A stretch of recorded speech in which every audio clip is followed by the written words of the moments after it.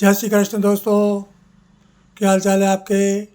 आशा आप सभी कुशल मंगल होंगे और ईश्वर से ही कामना है कि आप सदैव खुश रहे और सुखी रहे। दोस्तों पिछले कुछ समय से काफ़ी लोग मुझे उनको जो गोचर में जो साढ़े साथी की दशाएं चल रही है और 2.5 वर्ष की जो छोटी दशाएं चलती है उनके बारे में पूछ रहे हैं।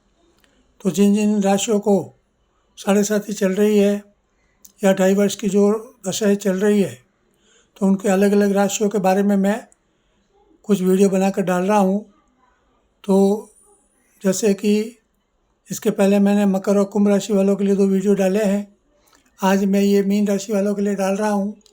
तो मीन राशि के जो भी जातक है उनको जो कि अभी साढ़े साथी चल रही है उस साढ़े साथी का उनके जीवन पर क्या प्रभाव होगा, क्या उनको लाभ होगा, क्या उनको सावधानियाँ बरतनी चाहिए, उसके बारे में मैं कुछ पॉइंट बता रहा हूँ दोस्तों। तो इस चीज़ को आप ध्यान रखेंगे तो हो सकता है कि आपके लिए कुछ काम आए। लेकिन एक डिस्क्लेमर देता हूँ दोस्तों, किसी की भी ज़िंदगी में जो उनका ज्योतिष में भरोसा है, उनके जीवन में जो भी उनकी जो कुंडली है, जो जन्मकालीन जो ग्रह है, उनके अच्छी और बुरी कंडीशन के अनुसार ही उनको उनके जीवन में सुख और दुख आते जाते रहते हैं। यदि कुंडली में ग्रह यदि अच्छे होते हैं तो उनके जीवन भर वो ग्रह उनको लाभ पहुंचाते हैं, और कुंडली में यदि ग्रह यदि अच्छे नहीं होते हैं तो वो जीवन में उनको कई प्रकार की परेशानियां और विपत्तियों से दो चार होना पड़ता है। तो दोस्तों वैसे जो शनि ग्रह है वो न्याय के देवता माने जाते हैं। वो जातकों को उनके कर्मों के अनुसार उसका फल प्रदान करते हैं। शनि देव के लिए ये माना जाता है।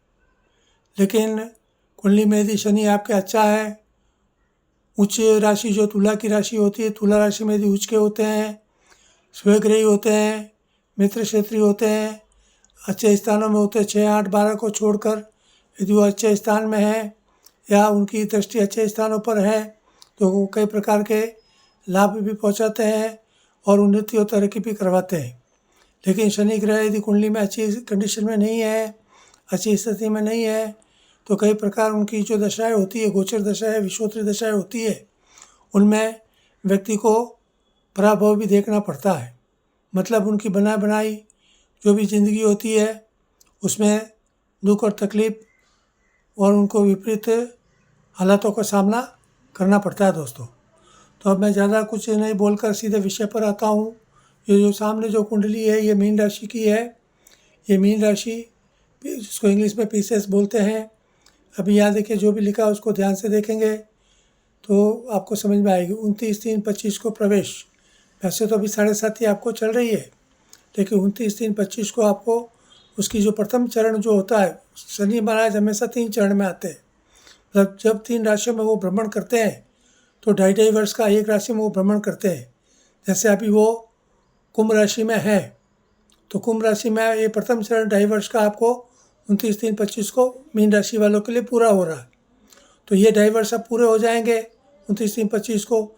इसके बाद में जब वो मीन राशि में आएंगे 29/3/25 को तो इसका दूसरा चरण आपको शुरू होने वाला है। जैसे शनि ग्रह द्वितीय चरण ये आपको शुरू होने वाला 29/3/25 को।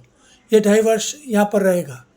फिर 2.5 साल के बाद में वापस ये यहाँ से भ्रमण करके मेष राशि में चले जाएंगे तो वो भी 2.5 वर्ष आपको साढ़े साथी में गिने जाएंगे।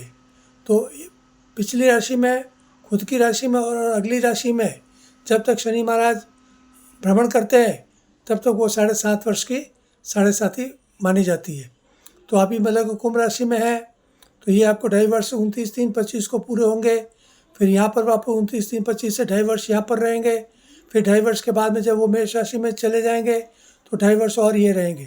तो इस तरह कहने का मतलब ये है कि अभी आपको 29/3/25 से 5 वर्ष आपको और रहेंगे। मतलब ये जो 60 मास तक रहेंगे। 60 मास यानी एक साल में 12 महीने होते हैं, 12 × 5 करेंगे तो 12 × 5 = 60। तो ये 60 महीने तक मतलब 5 वर्ष का आपको शनि दशा और आपको साढ़े साथी की रहने वाली है। लेकिन इसके साथ में और भी कुछ ग्रहों की युतियाँ रहेगी। जैसे सूर्य, शुक्र, चंद्र और राहु, ये भी उस दिन उसमें साथ में रहेंगे तो ये अच्छा है। लेकिन जैसे चंद्र है ये सिर्फ 2 सवा 2 दिन एक राशि में रहता है, शुक्र करीब 1 मास तक रहता है और सूर्य भी करीब 1 मास तक रहता है दोस्तों।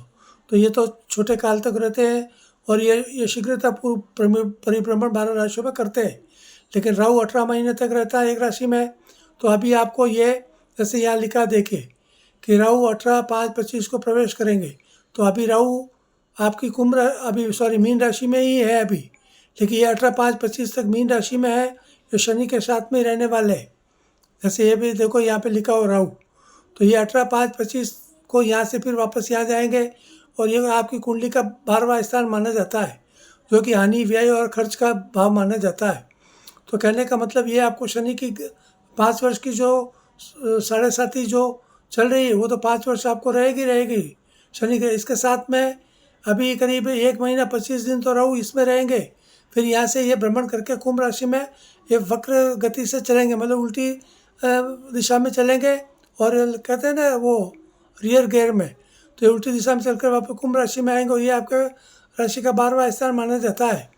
तो यदि आपकी कुंडली में शनि ग्रह अच्छी कंडीशन में है तो आपको एक विपुल लाभ भी आपको देंगे, आपकी उन्नति प्रगति भी करवाएंगे। लेकिन यदि आपकी कुंडली में अच्छे नहीं है तो आपको कई तरह की सावधानी आपको बरतनी चाहिए। विशेष करके आपकी जो भी सेविंग्स है, जो भी आपकी बचत है, उसको बचाने की भरपूर कोशिश करनी चाहिए दोस्तों। किसी भी तरह के अनर्गल जो खर्चे हैं, बेमतलब के जो खर्चे हैं, उनमें आपको कटौतियाँ करनी चाहिए ताकि आपकी आर्थिक स्थिति मजबूत हो सके। क्योंकि इंसान का समय में जब उसका बुरा समय होता है तो जो उसके पास जो पैसे होते हैं, जो उसकी सेविंग्स होती है, जो बचत होती है, वही उसके काम आती है, वरना कोई काम नहीं आता है। जब आपके पास 2 पैसे होंगे तो सभी चीज़ें आपके अनुकूल रहती है, वरना इंसान की कोई इस दुनिया में वैल्यू नहीं है दोस्तों। तो ये चीज़ ध्यान रखें, क्योंकि ये जो शनि ये भी पाप ग्रह माना जाता है और राहु भी है, उसके साथ में भ्रमण है। और फिर ये जो 18/5/25 के बाद में आपके 12वें स्थान में आने वाला है ये यहाँ पर, तो ये भी आपको मतलब कि 12वें स्थान में आपको अनर्गल खर्चे, आपके न चाहते हुए भी कई प्रकार के आपको खर्चे या पैसे खर्च करने पड़ सकते हैं, या आपको किसी कार्य व्यवसाय में आपको किसी न किसी के साथ धोखा मिल सकता है या किसी तरह का नुकसान आपको हो सकता है। तो बहुत ही सोच समझ कर आप अपना कार्य करें और विशेष करके जो भी आपका निवेश करें, इन्वेस्टमेंट वगैरह जो भी करें, या कि कहीं से भी आपको लोन लेते हैं तो ये सोच कर लेवे कि भाई आगे वापस लोन चुकाने की आपकी स्थिति होगी या नहीं होगी। तो जोश में आकर आप कर्जा तो कर लेते हैं इंसान, लेकिन बाद में वापस उस चीज़ों को चुकाने की कई बार उसकी हैसियत नहीं हो पाती है। तो ये सब बातें सोचने की है। तो यदि आप ऐसा सब सोच समझ कर कोई कार्य करेंगे तो आपके लिए ठीक रहेगा। दूसरा, यदि आपके पास आपका पैसा है तो आप किसी को उधार देने के, भाई अपना मित्र है, दोस्त है, किसी को दुख तकलीफ देकर यदि हम किसी को उधार देते हैं तो वो भी आपको नहीं करना है। कई बार क्या होता है, हम लोगों की भलाई के लिए हम अपने पास की जो जमा पूंजी होती है वो लोगों की भलाई में लगा देते हैं, लेकिन वापस उसका प्रतिफल हमें अच्छा नहीं मिलता है। ना तो वो पैसे वापस आते हैं और उल्टे दुश्मनियाँ भी होती है। और कई बार ऐसी कंडीशन होती है कि हम शर्मिंदा होकर हम उन चीज़ों को हम बाहर कह भी नहीं पाते, क्योंकि फिर लोग गलतियाँ हमारे अंदर ही निकालते हैं कि भाई आपको पैसा आपने दिया ही क्यों। तो ये सब चीज़ें होती है। तो आपको कहने का मतलब क्या है कि जब इंसान की खराब दशा होती है तो सबसे पहले उसको एक ही काम करना है कि वो अपनी जो भी बचत है उसको पूरी तरह से बचाने की कोशिश करनी चाहिए। यदि आपको 10 रुपया भी खर्च करना 10 बार सोच कर करें, लाख रुपया खर्च करना लाख बार सोचें, फिर आपको पैसा निकालना है। तो ये चीज़ विशेष करके ध्यान रखें, काम धंधे में ध्यान रखें। यदि किसी के साथ भागीदारी में काम करें, पार्टनरशिप में काम करते हैं तो कोई तकलीफ नहीं, लेकिन अब वो बिज़नेस खुद आप हैंडल करें, उस बिज़नेस में आपकी उपस्थिति अनिवार्य रखें, तभी आपका काम काज सुचारू रूप से चलता रहेगा। ये सब चीज़ें ध्यान रखने की है। आप किसी भी क्षेत्र में हो, कोई भी जॉब करते हो, लेकिन सावधानी आपको पूरी रूप से आपको रखनी पड़ेगी दोस्तों। विशेष करके दूसरा क्या है कि ये जो शनि है ये अभी मतलब कि जैसे यहाँ पे ये प्रवेश करेंगे तो यहाँ से ये तीसरी और 7वीं दृष्टि और 10वीं दृष्टि पे ये इनकी दृष्टि आती है। जैसे यहाँ से 1, 2 और ये 3, ये पराक्रम स्थान है। पराक्रम स्थान मतलब आपका जो स्ट्रगल है, आप जो मेहनत करते हैं, जो आपकी जो कर्मठता है उसके ऊपर उसकी दृष्टि रहेगी। फिर ये 7वां स्थान ही पति पत्नी और दाम्पत्य जीवन का माना जाता है। यदि आप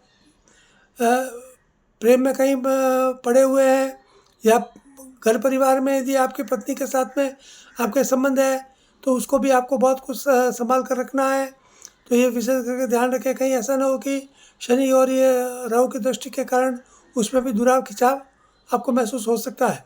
फिर इसके बाद में जो 10वीं दृष्टि है, ये 7 हो गया, 8, 9 और ये 10, ये जो 10वां भाव है ये कर्म और पिता का भाव माना जाता है।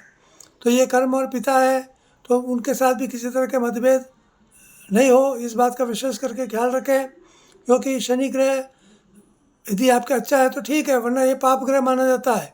तो पाप ग्रह तो हमेशा ये सोच सकते हैं कि भाई यदि कोई दुष्ट व्यक्ति होता है तो वो उसकी यदि संगति करेंगे तो उसका परिणाम हमें अच्छा नहीं मिलता है। तो ये सब चीज़ें ये शनि ग्रह के कारण और ये राहु के कारण हो सकता है। तो इन सब चीज़ों को आप ध्यान रखेंगे तो आपके लिए अच्छा रहेगा दोस्तों। और अंत में एक चीज़ और कहना चाहता हूँ दोस्तों, कर्म में लगे रहें, किसी प्रकार का तनाव या टेंशन नहीं पालें, क्योंकि तनाव और टेंशन से कुछ होता नहीं है। उसकी जगह बुद्धि और विवेक का प्रयोग करेंगे तो आपके जीवन में सब कुछ अच्छा होगा दोस्तों। तो आज के लिए कल इतना ही कहना चाहता हूँ।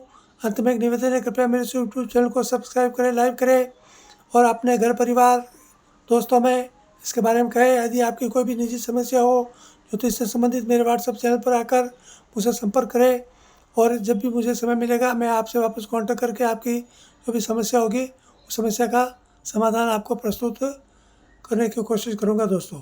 आज के लिए केवल इतना ही। धन्यवाद। जय श्री कृष्ण, जय श्री राम दोस्तों।